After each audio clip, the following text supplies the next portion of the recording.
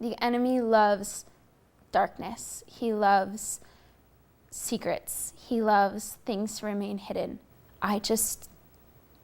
It's funny because I swore I'd never do this. I swore I would never, ever, ever tell my story and let my name and face be attached to being a sexual abuse victim.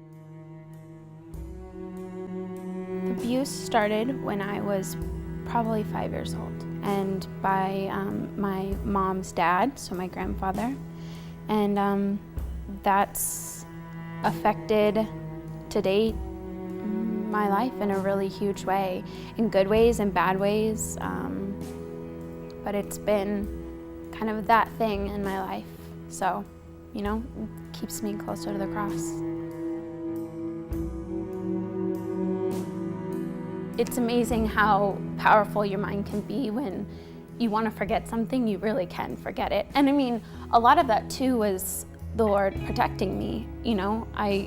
Before I was 16, 17 years old, I was so not ready to deal with it and talk about it.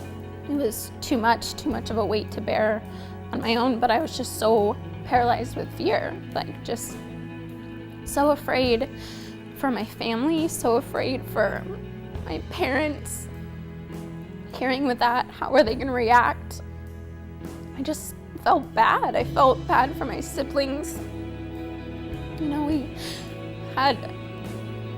were all really close, and I just didn't want to mess anything up. I was afraid that they were going to be hurt. It was their grandfather too, a man that they loved and trusted, and how would that affect them? How would that affect my mom? It was her dad. Why did this happen? This is so gross and disgusting. Why would you let this happen? So yeah, I absolutely asked why, and I don't know why, but I know I asked for it to go away the same way Paul asked for the thorn in his flesh to go away. 3 times he asked for it to go away, and the Lord didn't take it away, but he just responded with a resounding, "My grace is sufficient." And the Bible tells us over and over and over that through persecution, your faith will be refined. And it's been so refined and made so much stronger because of it. Why has this happened? I have no idea. But because of it, I know the Lord in such a different way and in such a more intimate way than I ever could without it. And so, I don't know, why doesn't really matter anymore. Just the why turns into, okay, what now? What can we do to make this for your glory? What can we do to make this situation good? It's such an evil and dark, gross thing, and only through him and his grace can it be used for good. And so the question moves from why have you forsaken me to what do you want me to do with this?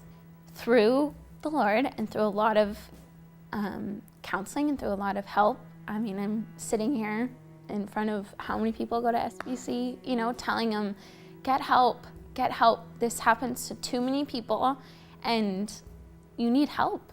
You have to first work through it with the Lord, but you can do that through the help of amazing counselors, safe friends and family who you feel confident will believe you and who will give you a safe place and a safe environment. It's so important that people who have been touched by this, or if you know someone who's been abused, that they get help. Your life isn't marked by what happened to you, but it's marked by God's hope, and He's given me so much hope in the midst of an awful situation.